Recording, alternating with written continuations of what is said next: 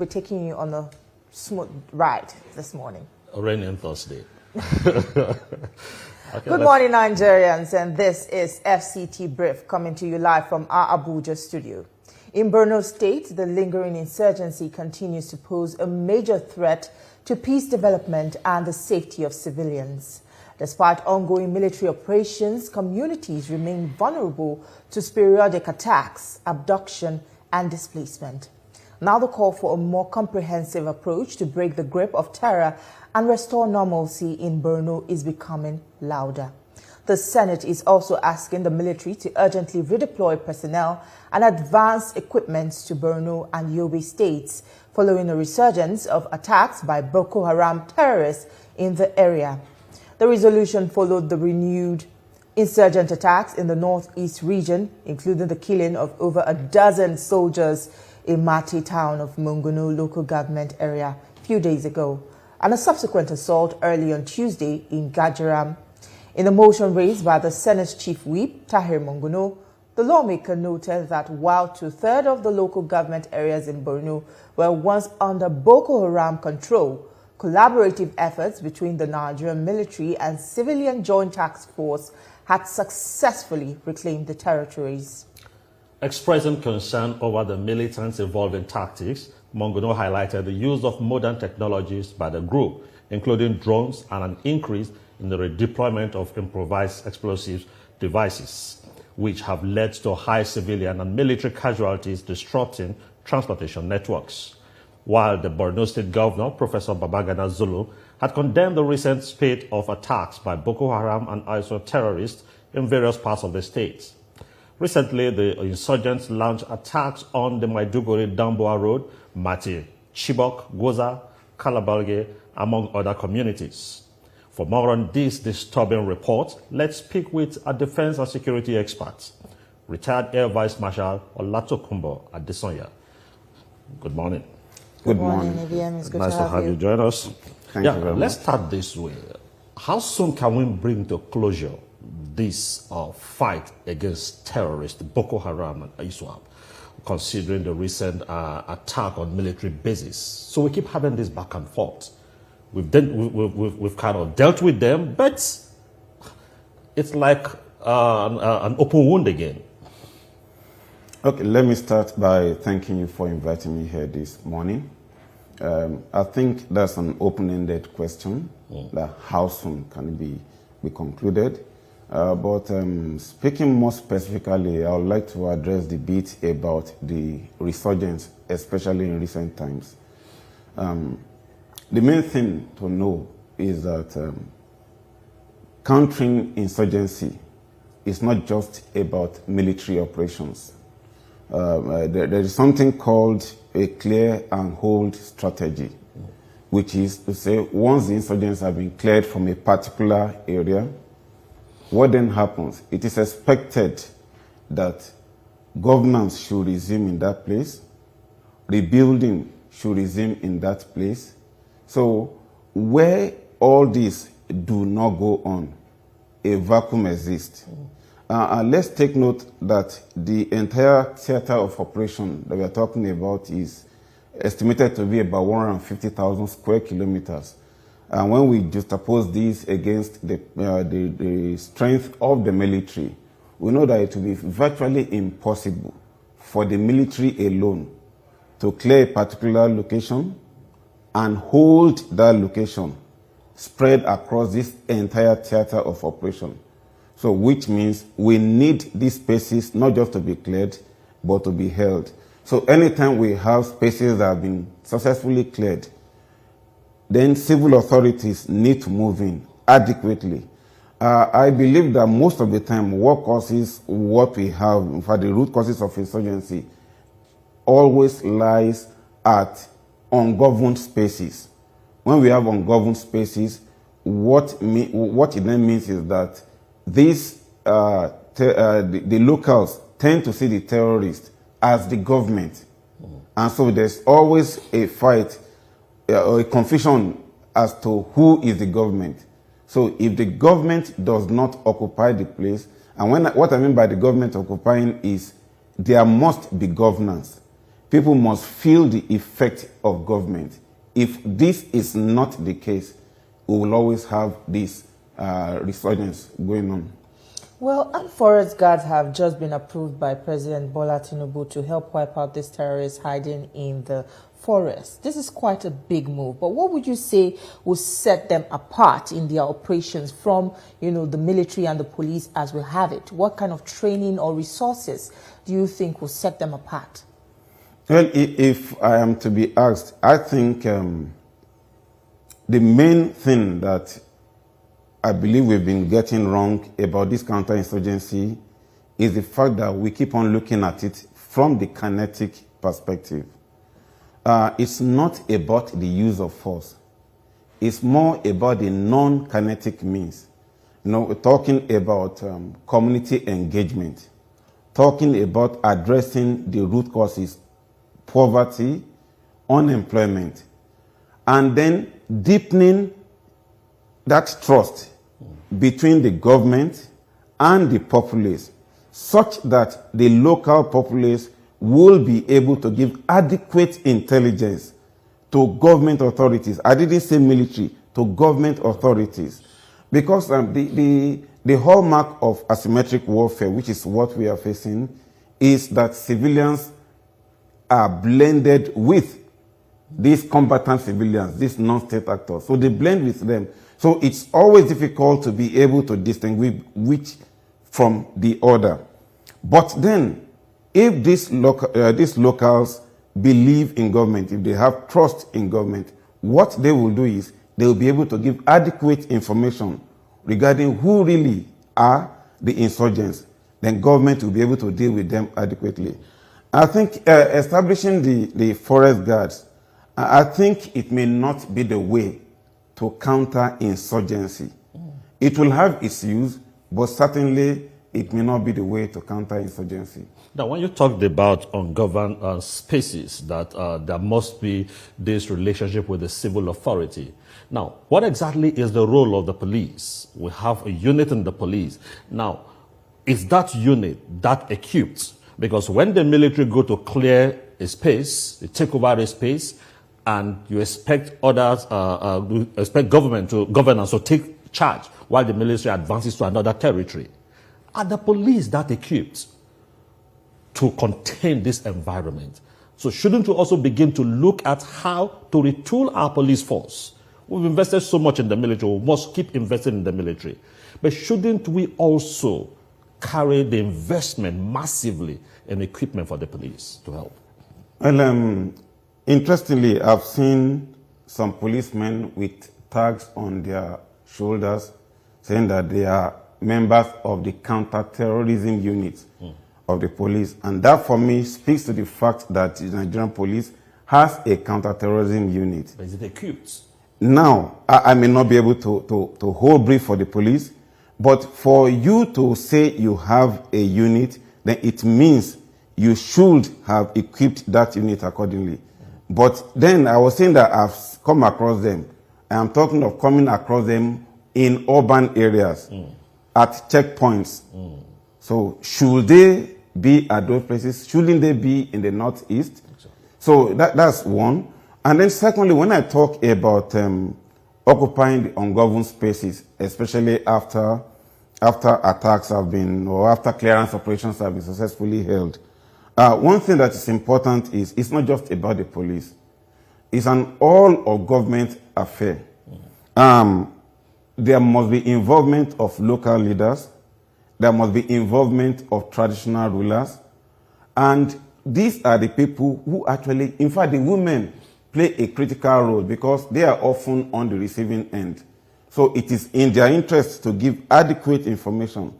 But then, what measures do we have in place to ensure that we have the trust of the people? It's very important. So it's not just about the police occupying. When I talked about the all-of-government approach, let's look at this. These insurgents come into Nigeria. Some of them are not Nigerians. How do they come into Nigeria? What's the immigration service doing? Now, some of them bring in the traffic arms, small arms, into Nigeria. What's the customs doing? Now, they have sponsors, I'm talking about financial sponsors. What's the financial intelligence unit doing? So, but oftentimes, a lot of attention is focused on the military, which at best will only attack or use its own kinetic means. And that will never solve the problem. It's not enough. Using the kinetic approach, like I've said in other fora, is like attacking the symptoms and leaving behind the root causes. So which means you will always have short-term victories.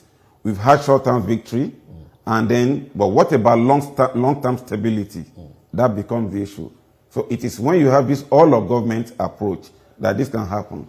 And like I said, what these terrorists do, they know that in a direct confrontation, they will not be able to match the armed forces of Nigeria. So they resort to guerrilla tactics. So which is why you find more often than not that these attacks against the bases are in the night. So they come in the night.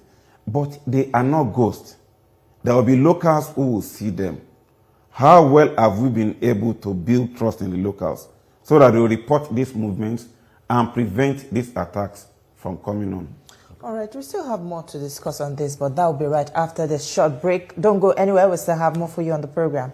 Stay with us. We'll be right back. Have you back. You're still watching TVC Brief. It's FCT Brief. We're still discussing insecurity in the northeast and many parts of the country. And we still have with us in the studio ABM Olatokunbo Adesanya. Now you're talking about approaching it from the non-kinetic approach. We saw the Minister of Defense recently dismiss the National Assembly's proposed National Security Summit, although he has retracted his statement. But would you say that this points to a lack of coordination between the lawmakers and also, the security chiefs? Does this look like they are not on the same page when it comes to national security? Well, I think that's a political question. But one thing that is clear, and I think I could have actually mentioned it earlier, that is key when you want to successfully counter insurgency is adequate coordination between all agencies. And when I say all agencies, we're talking about the military, talking about the police, talking about law enforcement agencies, talking about even the legislative. And if this coordination is not there, the insurgents will always be able to exploit that gap that we have. And really speaking, the National Assembly talked about a summit, and I don't think a summit is out of place. After all, we talk, ideas could always be generated. A summit going on does not mean that other things will stop. So the summit could hold, while at the same time, whatsoever strategies in place that is meant to counter insurgency will also be able to continue. Okay, let's look at this de-radicalization of the arrested or surrendered terrorists. For some people, it's creating so much problem. Now, look at a quoted statement from the theater just recently. It said, "For the terrorists, I will urge them to toe the path of their colleagues who have surrendered and are being humanely treated," coming from a top military personnel. Then the next line, they said, "Nigerians must continue to assist the military in fishing out the bad elements." When terrorists are not treated as terrorists, they are treated humanely. On the other end, Nigerians should cooperate. How much trust will Nigerians have when somebody that is involved in killing them, a terrorist, is humanely treated? Don't you think this whole idea of rehabilitation and de-radicalization has failed us? We should change the strategy and deal with terrorists as terrorists. Okay. The concept of de-radicalization is not limited to Nigeria.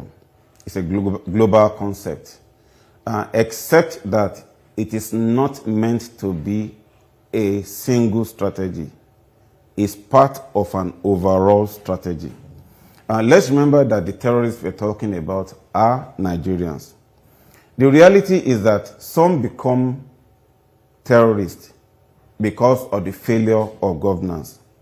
And then you now find that the insurgents are able to radicalize them. And they become unwittingly agents of terror, after being radicalized. Now, I want to believe that there will be two categories in this regard. First, it is possible that these terrorists will be arrested. When they are arrested, treating them humanely, may not be the way to go. At that point, it is the arm of the law that must deal with them. But there will also be some that will surrender willingly. And when they surrender willingly, it means that something has touched them in their hearts. So these ones certainly qualify for de-radicalization. It becomes easy. And but when I talked about the arm of the law being applied, the question we must often ask is, what are the laws in place against terrorism? Are they updated? Then how speedily is justice being meted out to those who have been arrested for terrorism? These are some of the reforms that I think we should bring on board. We cannot, at this point in Nigeria, be treating terrorists like the normal case of, okay, there's some vandalism here, and then you come and then you postpone for another 2 months and you come back. No. Justice with respect to terrorists must be speedy, must be fair, must be speedy, because the essence of justice and punishment is to deter others from following a similar path. But a situation where you find that it's widely reported that somebody has been arrested for terrorism and nobody gets to know what is the end of that terrorist, I think does not augur well. Well, the way the terrorists operate in Borno and the Northeast seems to be changing. They are now using drones and advanced tech. Has our military stepped up to this, or are they still playing catch-up? And what would you say are these technologies that the military needs to update itself with to confront these emerging threats? Yes, I've heard of reports of drones being used by the terrorists, and I think the drones they are using are the tactical drones. And clearly, what they must have done will be to either use the black market to acquire them, or they must have got the normal commercial drones and then weaponize them with improvised explosive devices towards being able to unleash them on our locations. But one thing that is clear is that there are equipment that are meant to jam the frequencies of drones, such that communication between the operator of the drone and the drone itself fails. And once there can be communication, then the drone will not be able to achieve its aim, its objective. I remember while I was Nigeria's defense attaché to Russia, I came across some of this equipment, and I wrote reports in this case, but I wouldn't know whether we have acquired this equipment that I know can jam the operations of these drones or not. But I know that Nigeria itself also has its own unmanned combat area vehicles, which are of course much higher. They are also called drones, but they are much higher in capacity. So I think in this regard, if the Nigerian army does not have these tactical drones, then the Nigerian army could as well acquire these tactical drones. But something tells me they have. I may not want to disclose maybe the specifics of what they have. But one thing is clear, when you have these tactical drones, there are some of them that can be used for surveillance, so that you actually have an idea of what's going on in your locality. And I think one other thing that we should do as a nation, we should make use of geospatial intelligence, where we can obtain satellite imageries of all the movement within a particular geolocation. And I think these are also available in the market.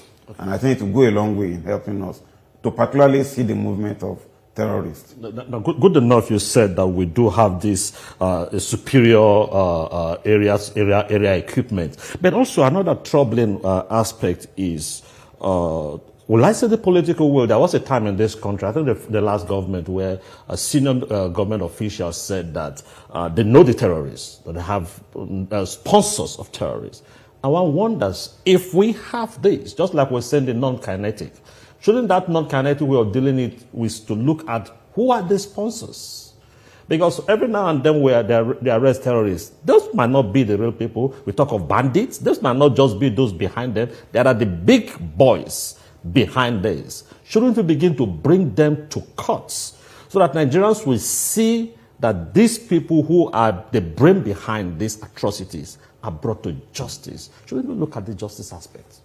You have actually hit the nail on the head. You know, when you counter insurgency, ideally when you have a campaign plan, there will be different lines of operations, which, like I said, one of them will be the kinetic, the military. And then we have the other lines. Now, if there are known sponsors, as reportedly mentioned by a government official, then he behoves on that individual or government to actually expose these sponsors. Because truly, the insurgents, the bandits that are caught, are just the field men. Yeah. And one of those strategies that you normally use against counterinsurgency is about decapitation.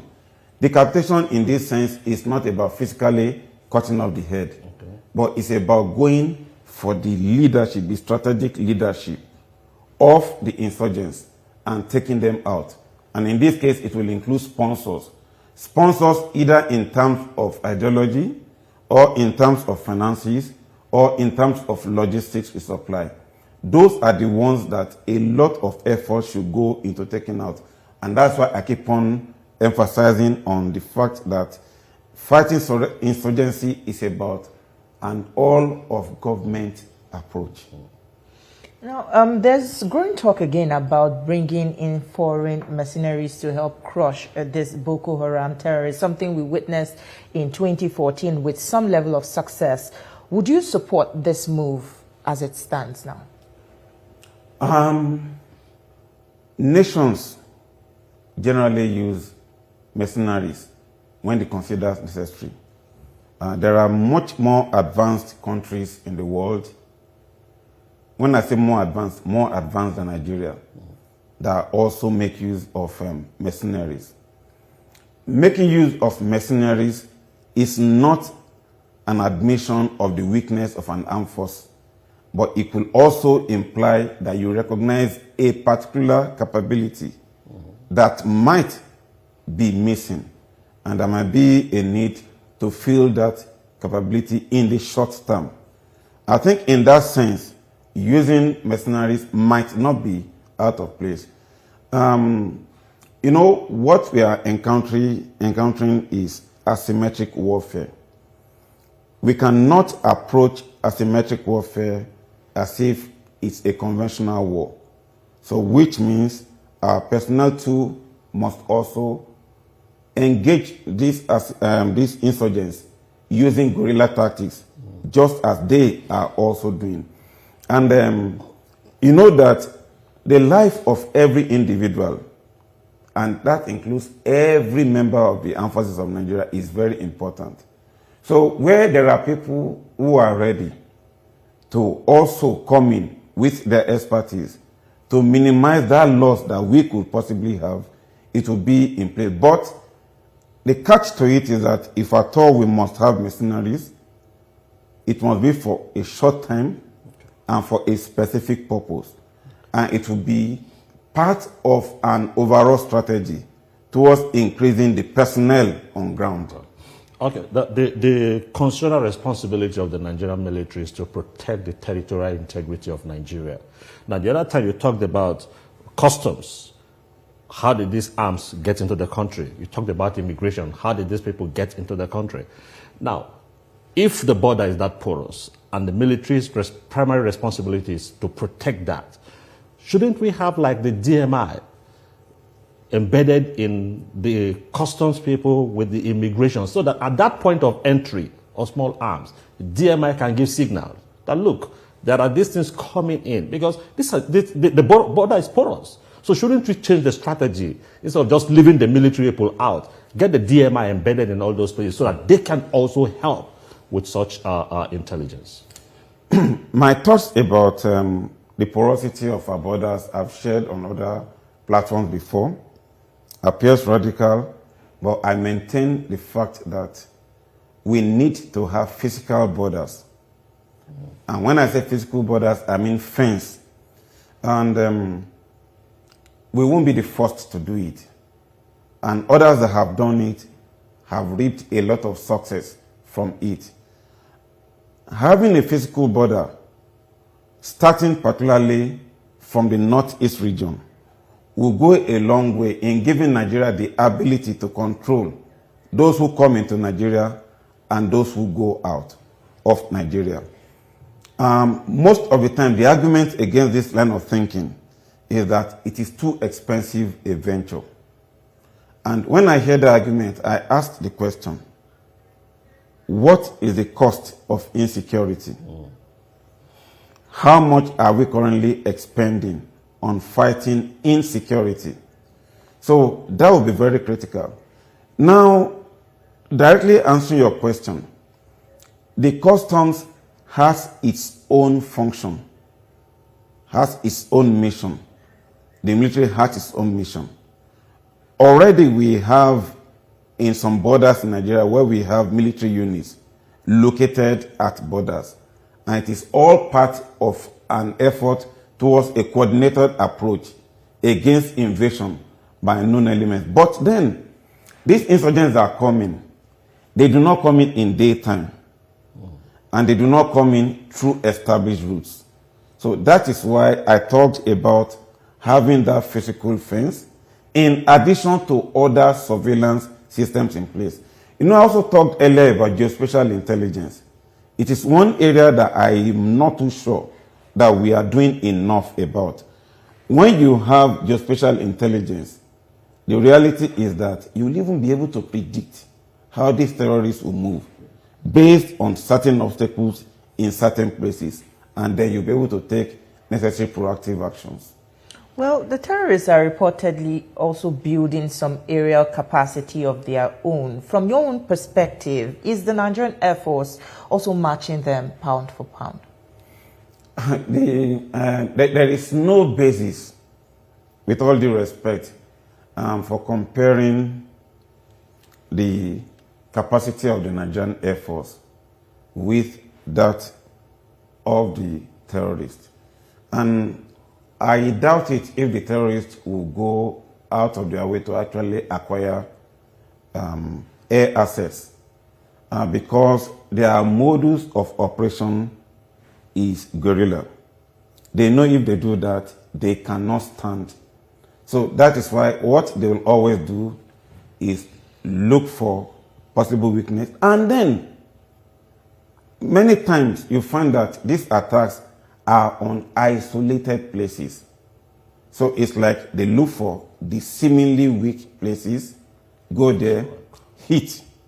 And when they hit, then it is reported. And this is when I will now talk about the media. No, the media needs to report more of the successes of the armed forces of Nigeria, because the media is also one of the lines of operation in a counterinsurgency operation. For example, and then maybe even the military too, should make pictures available to the media. I'm talking of pictures of insurgents that have been slain, that have died. And these are the pictures that should be flashing on TV stations, that should be everywhere on social media, so that people will know that terrorism is not the way to go. So the media should do what? Propagate more of those victories. And then when we have those setbacks, yes, it might be reported, but not so much attention focused on them. Now, the terrorists thrive on propaganda. So every action they take is not just taking. It is taken towards being able to shape a narrative. So which is why they will go to an isolated place, you know, cause an attack, and then make it look as if heaven has fallen. And then unwittingly, the media then reports, and then everybody becomes scared. And then what happens? Terrorism has been spread, and then they have achieved their aim. Well, Air Vice Marshal Adetokunbo Adesanya, retired. It was a pleasure speaking with you. Always insightful, as always. Thank you so much for your time. The pleasure is mine indeed.